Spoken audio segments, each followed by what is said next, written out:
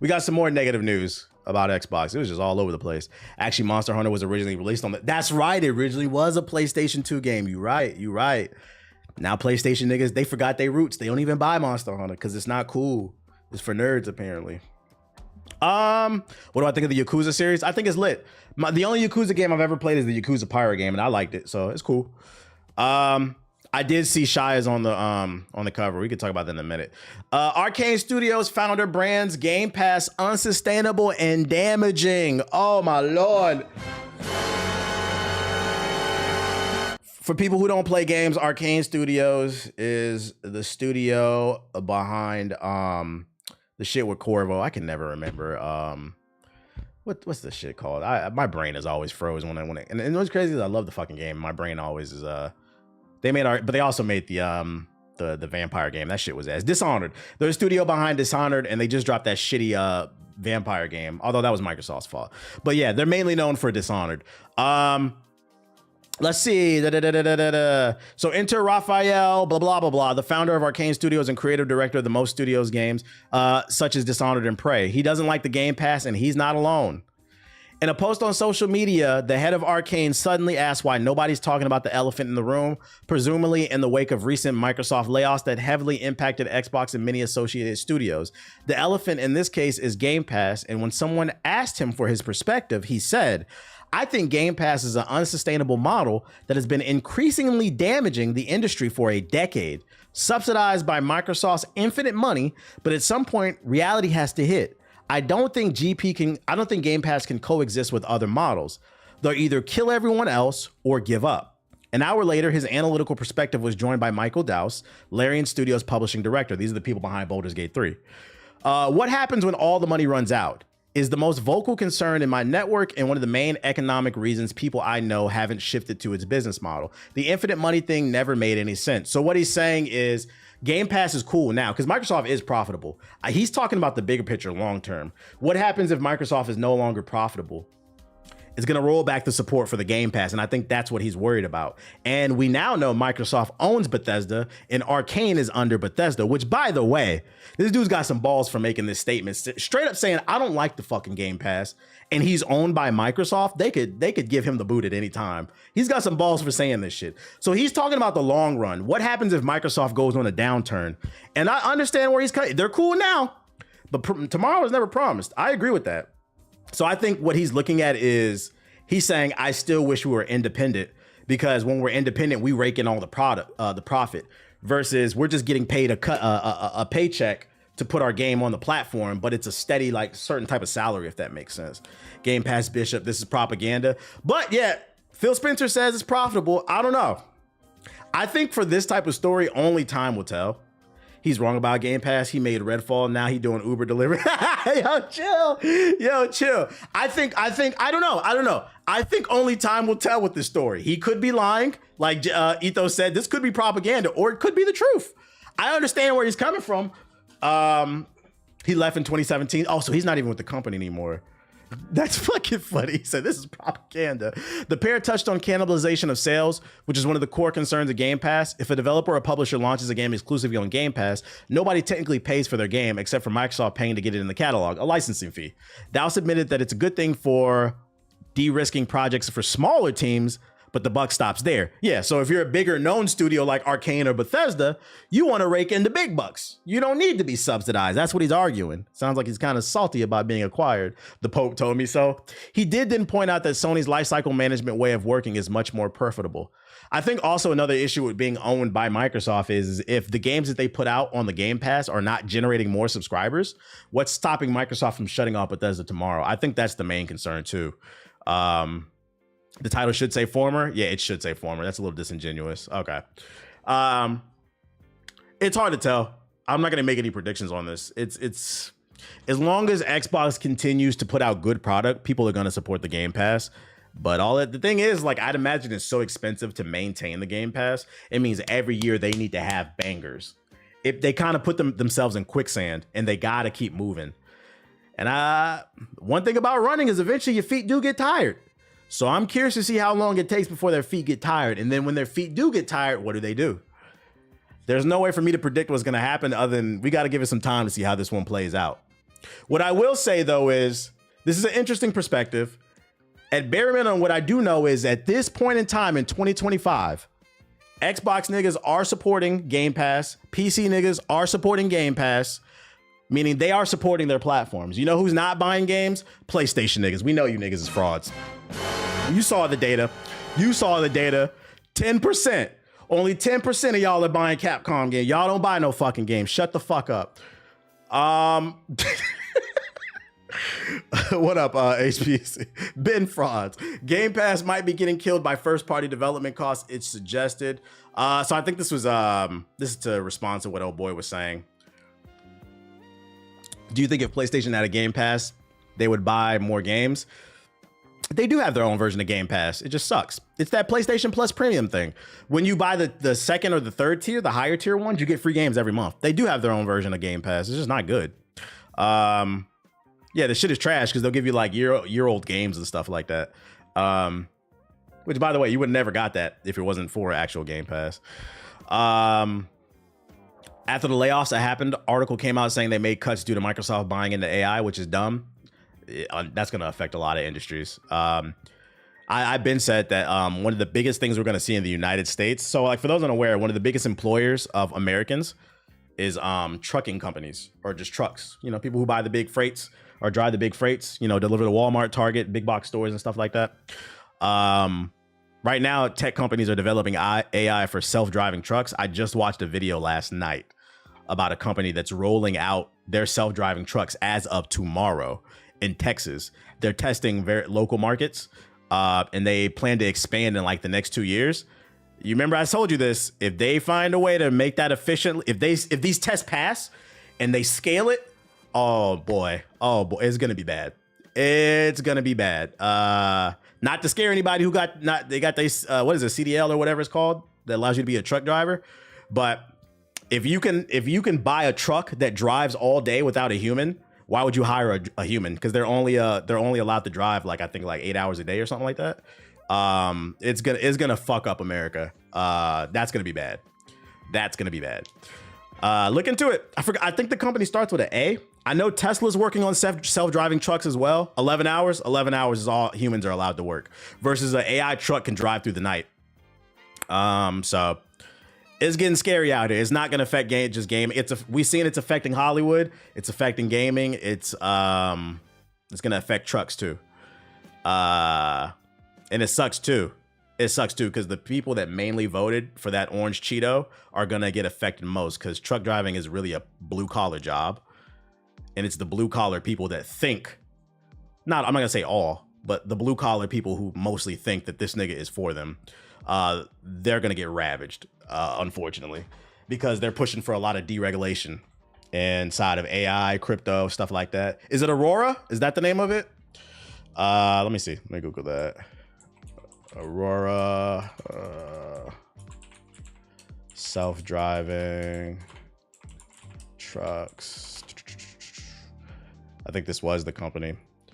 Aurora's innovation in self-driving technology includes autonomous trucks. They launched a commercial. Yeah, this is the one. This is what I'm talking about. They launched a commercial self-driving truck service in Texas, initially between Dallas and Houston. So they're starting small, just delivering between Dallas and Houston.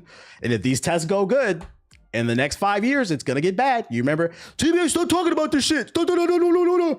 No, it's gonna affect your family. You should be aware of it. I'm not gonna sit here and talk every little thing about it, but at least I like to put people on aware, and it's gonna affect gaming. This is bad, bro. The trekking company industry has had this storm coming for a while. Yep. I love how your gamer subs code still works. That's fucking funny. What's this? AI might already be shrinking entry-level jobs in tech. Yeah, because like you can just use the AI for coding and stuff. Remember, T-Bait is not that deep. 5 to 10 years down the road, we might be seeing changes. Did I miss the vacation T? Nah, you good. I don't know what you're talking about. It's funny too, because they're coming out with like slurs for robots now. I seen on TikTok, they're calling them clankers. We have them in my neighborhood. I don't know if y'all seen them. I don't know if anybody lives in a major city, but like, I see them all the time in my neighborhood. I posted one on IG. These little robots with 4 wheels. They're delivering food and you see them just crossing the street, going up and down. They call them clankers. I'm not gonna lie, that should be pissing me off too, bro. Fucking clankers. It's coming, man. It's coming. Stay awake, guys. That scene from IH and White Castle is real with the bot chef is real. Here we go, calling them clankers at the start of Skynet. Shit, I didn't know you were a voice actor, bro. It's something I just started. You got a game for me? You got a job for me? It's something I just started, and I'm trying to get better at it. Goddamn clankers. I think that's something we all. I ain't gonna lie, I'm robophobic. They got a term for that shit, boy.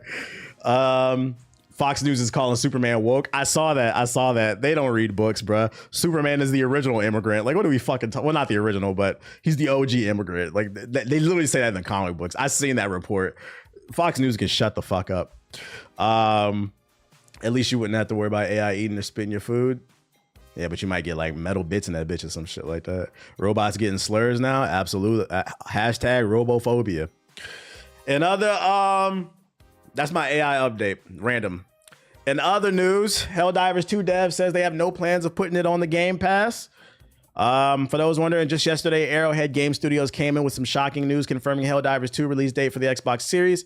After being exclusive to the PC and PC for over a year, players will finally be able to fight for democracy on Xbox as well. This announcement had many wondering whether the game would be available on Game Pass, and now Arrowhead has revealed that it will not.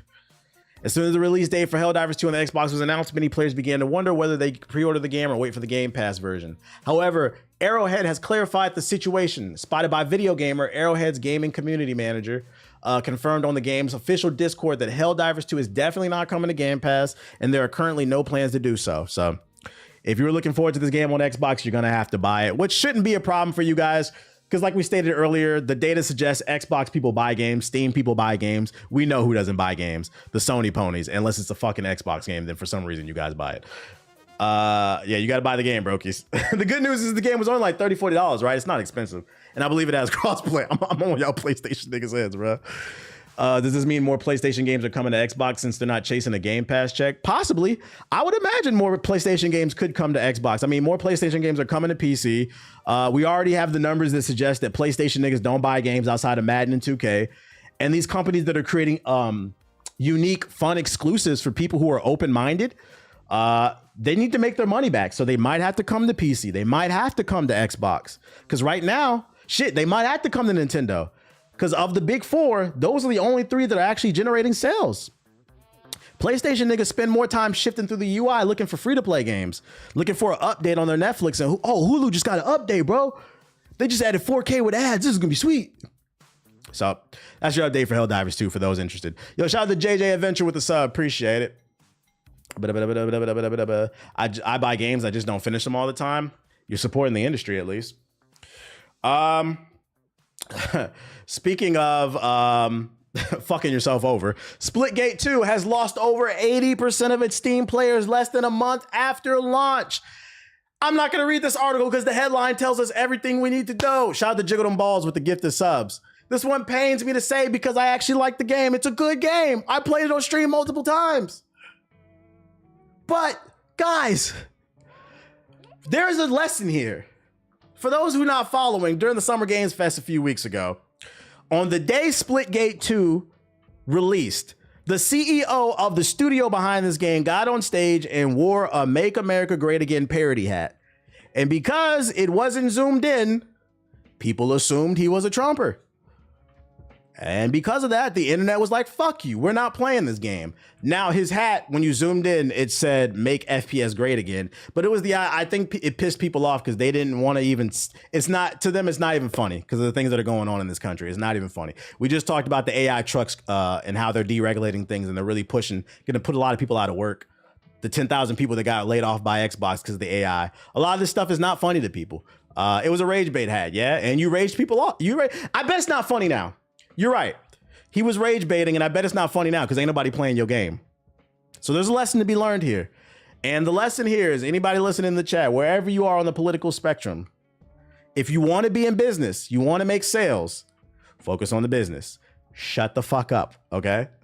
If your goal is to make $1, shut the fuck up. At least if you're going to make a statement or a stance, wait till you get to the point where it's hard to beat you. But if you're just starting out, you're a nobody. Nigga, shut the fuck up, bro.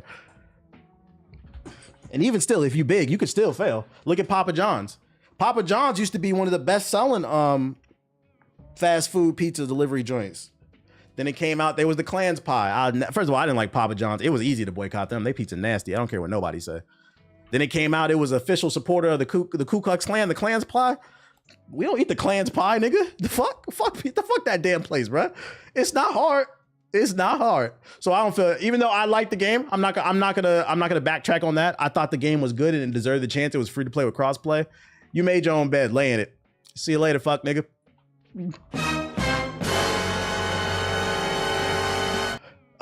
We gotta. You never too big to fail. Just like they tell LeBron and watch his face taking a knee and speaking that shit. Something like that. It was a well-deserved L. The vid where he was playing the dev for Microsoft transactions, they tried to get Shaq to save it. Like, nah, we don't care. The mobile version of Destiny got a release date for August 28th, as well as a new trailer. This quote was interesting. It said, "Mobile Destiny 2 with gacha game elements is the most evil video game concept I've ever heard of." I got some details on it too. The launch date was announced by Chinese development partner NetEase Games, the company behind Marvel Rivals and Diablo Immortal. So you know that bitch gonna have hella microtransactions. Along with the game's first trailer featuring new gameplay, we can catch a glimpse of missions, strikes, PvP battles, and PvP features that players can expect. Destiny Rising will be set in an alternate timeline, Earth 2 type shit, before the events of the original game, meaning players who aren't familiar with the massive lore can jump in without needing experience with the previous Destiny titles. Excuse me. Players can choose to take on the role of a fully customizable light bearer named Wolf, but they can also select to play as a legendary Destiny character like, I don't know how to pronounce that nerd shit, Ikora Ray and Iron Lord Jorder. The game features include single player, co-op, and competitive multiplayer game modes, primary and power weapons, and the ability to share your loadout across different character arsenals. NetEase is also adding a new mythic tier rarity for the gear, so there's even more rare gear in the game, as well as a whole new weapon type. The developer is promising tons of exciting loot to gather for your characters. To get players excited and ready for the game's release, NetEase is holding a pre-registration event where people can unlock special bonuses when the game launches. This event unlocks more rewards with each player's milestone, which is currently sitting at 5 million, with the incentive being at 10 million. So at 10 million, they'll get even more rewards. Here's the trailer. I ain't playing this shit, but you know, somebody is. Let's see. Let's see what it's hitting for. Let's see, 1080p, boom. Look at Naughty Dog just announced. Is this the chronological shit? Yeah, I already covered that. Expensive it is. Hold up. Okay. Oh wait, wrong one. Boom, boom, boom. They saying this better than Destiny 2? Yeah, we'll see. You can grind on the go. You could do another job while you on the job. Looter shooter, baby.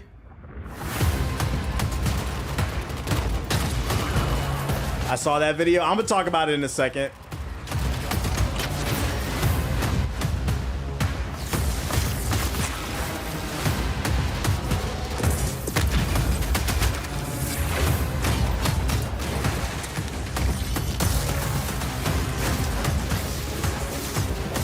It looks like Destiny. I'm not even gonna hate on this. This doesn't look bad. This looks like Destiny for your phone. This shows you how far mobile games have come. I think the biggest issue, what's going to make or break this game is, because we just talked about, there's going to be a bunch of new stuff in it, is the business model. If the business model is not bad, this will have a healthy community. I'm not going to hate on this. This looks decent. For people who are fans of Destiny, if you get the backbone or you use the Xbox controller and hook it up to your phone, I could see somebody who works a security job or like a desk job where they have free time. I can see them grinding this.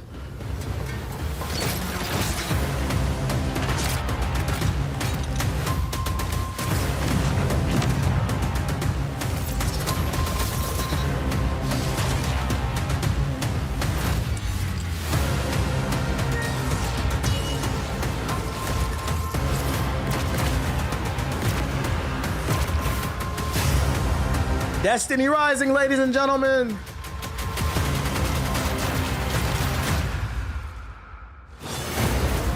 Is it too late to get into Destiny? I mean, it said in the article, this is a good jumping on point because it's altered the timeline if you want to try this one.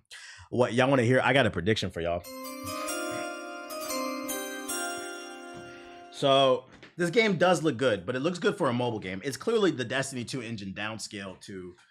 Oh, fucking shit. My headset was trapped in my damn chair. All right, so here's my prediction. It looks like the Destiny 2 engine just got downscaled for mobile phones, but it looks pretty good, right? My prediction is long term, not short term. Short term, it's gonna have its moment, right? But long term, if this game is not a success, because this is just a downscaled version of Destiny 2, I predict if it's not a financial success, what they're gonna do to try to salvage the game, they're gonna port it to the PS4. And guess what? PS4 niggas is gonna say we got one. And I say you niggas don't deserve nothing. But I would not be shocked if they try to downscale it even more, import it to the we getting Destiny 3, we getting Destiny 3. No, you're not. No, you're not, nigga. You eat that shit up, bro. Shut the fuck up. Other mobile news. There was a mobile Resident Evil game.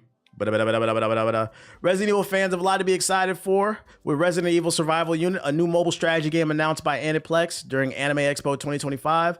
The game is being co-developed by Joy City Corporations. Resident Evil Survival Unit is going to be released globally on mobile platforms, iOS and Android, on July 10th, so 2 days from now. Is there a new trailer for this shit? Is there a trailer for this? So let's Google. We got Destiny 3, bro. Strategy game. I don't know about that, man. Let's go on YouTube. Let's copy Resident Evil mobile game. Oh, here we go. Shout out to MJ Cray with the sub. Appreciate it. Everyone, this is Shinji Hashimoto from Aniplex.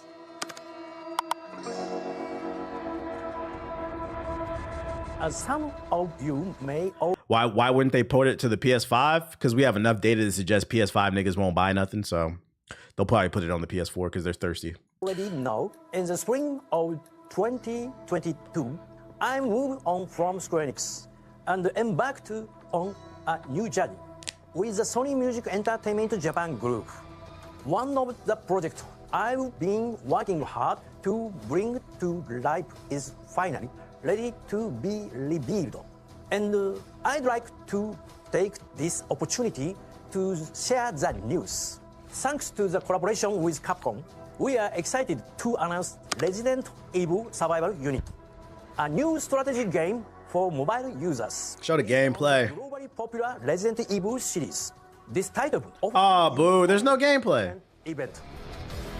Oh, my fault, chat. I ain't know. I thought it ain't no fucking gameplay. We don't care. Somebody said it's like XCOM. Where you get that from? Is there info? Y'all need to stop announcing games with no fucking gameplay, bro. It's a gaming event. Like, nobody want to look at you. Fuck, bro. Other news, Chuck E. Cheese launches a new arcade aimed at adults. Chuck E. Cheese is launching a new arcade concept for adults called Chuck's Arcade, described by the company as a modern-day love letter to the games and people that built the brand. The adult-focused arcades feature a blend of retro and modern titles ranging from Donkey Kong and Mortal Kombat to Halo and Connect 4 Hoops. Like the original family-friendly locations, each Chuck's Arcade is presided over by one of the brand's animatronic characters, including Chuck E. Cheese and other members of Munch's Make-Believe Band. Niggas a Munch? Thought I was feeling you. Chuck's Arcade also includes prizes geared towards adults and other offers merchandise designed to tap into nostalgia. Said the CEO, the concept is a natural evolution for the company following a recent $350 million remodel of its existing 500 locations that saw them remove the animatronics from the store. So it sounds to me like they're trying to compete with Dave & Buster's, because that's literally Dave & Buster's. I hope it's cheaper and they got good games. Which, fun fact, this past weekend I went to Dave & Buster's. I played which, by the way, I'm not mad at this business move. I actually kind of agree with that. It's a natural evolution. They just gotta find a way to compete with financially with Dave & Buster's and have better games, and they could get adults in there. It could work. I went to Dave & Buster's this past weekend. I played the Luigi's Mansion game. I didn't know that was a thing. A Luigi's Mansion arcade game. It was pretty fun. Y'all got to get food in here too. Adults don't want to. I mean, some of you niggas don't got no taste buds because y'all block babies. But people who have taste, we don't want to eat that Chuck E. Cheese pizza. Okay, we don't eat that cafeteria pizza. But for block babies, that might be enough. Maybe you guys could even do like a $5 a month unlimited pizza for you block babies. I don't know, but So where is Chuck's Arcade located? 10 locations have already opened across the United States, in such as St. Petersburg, Florida, Tulsa, Oklahoma, El Paso, and St. Louis. So pretty much small markets. They're testing stuff out before they whip it out to the big markets. Each site is uniquely decorated with original artwork highlighting the franchise's history. Some of the arcades offer food and drinks, with the Kansas City location featuring a pizzeria that also serves beer and wine, according to the company's spokesperson. They need to bring the prices down, make it reasonable is all I ask. Yeah, because like this past weekend is the first time I went to Dave & Buster's in a while, and it was fun. So like I can see this working. I will say where I think they could struggle. First, you got to get the business model right. You got to make the prices comparable to Dave & Buster's, maybe cheaper. But I think where they're going to struggle maybe is the advertising. Like how do you, because the average adult is stupid nowadays. How do you convince them that Chuck's Arcade is different from Chuck E. Cheese? Because I could see the average American saying, "Oh, Chuck's Arcade, they must be rebranding from Chuck E. Cheese." They don't. The average person, unless they really spend some money on advertising, might not understand it's a separate spin-off entity designed for adults, like date night and shit like that. That's where I can see them struggling. And I would say if I could consult them, focus on really the messaging, what makes Chuck's Arcade different from not only Chuck E. Cheese but Dave & Buster's. Adult arcade, what games they got? Yeah, and like the games really gonna matter. What games y'all got up in that bit? Like I said, that I played the Mario Kart arcade game. That was pretty fun too. I said, damn, I need to get that in the house one day, bro. That was pretty fun. But the Luigi Mansion shit was pretty cool. At Dave & Buster's, they got to drop a commercial to explain. Yep, and they got to run that bitch for a year straight. I looked in the arcade located in Tulsa, and it just looks like any other arcade. So the prices need to be good then. So yeah, that's an option for those that are in those areas, and they're going to be rolling it out to different areas. And then last but not least, Captain Slander for this batch of articles. Shout out to Frank B. Ganning. He sent this to me and he wanted my take on this. He said, I would like to hear your thoughts on this as somebody who's an actual professional content creator with the ability to articulate. Emphasis on the word articulate.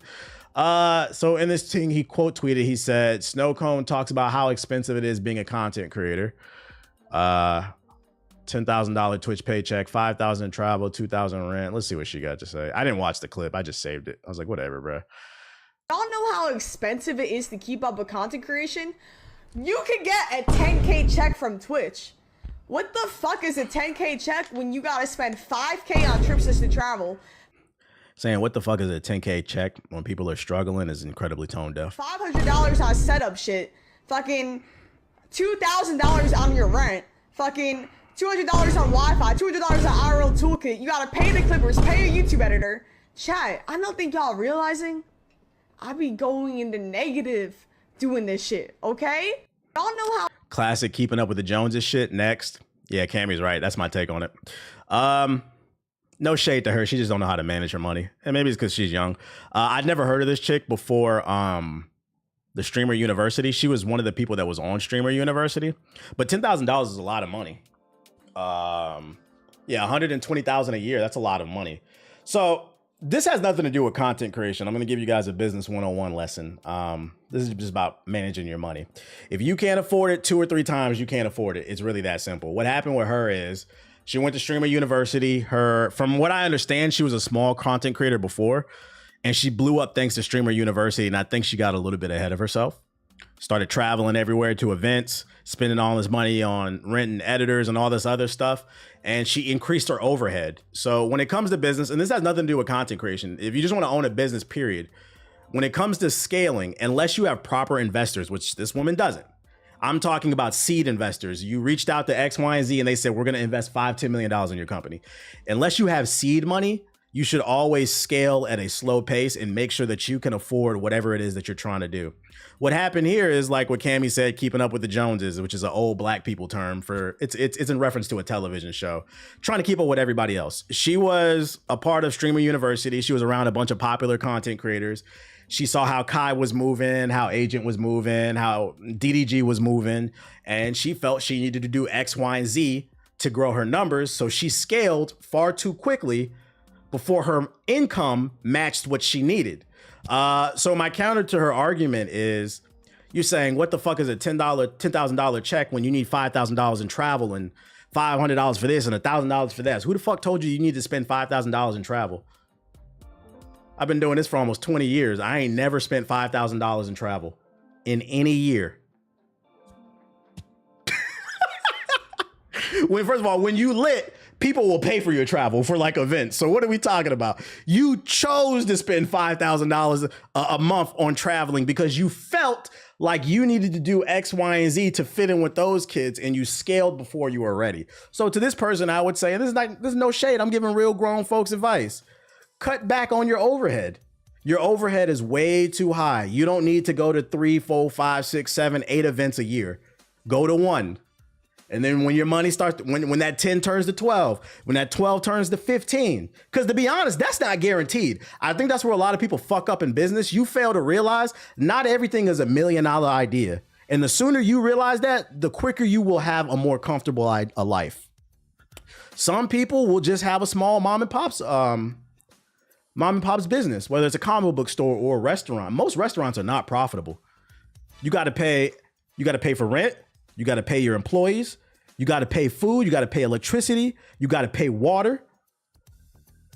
And then you got to hope you generate sales to pay all that. And after all that, that's your profit. So the profit margins are very thin.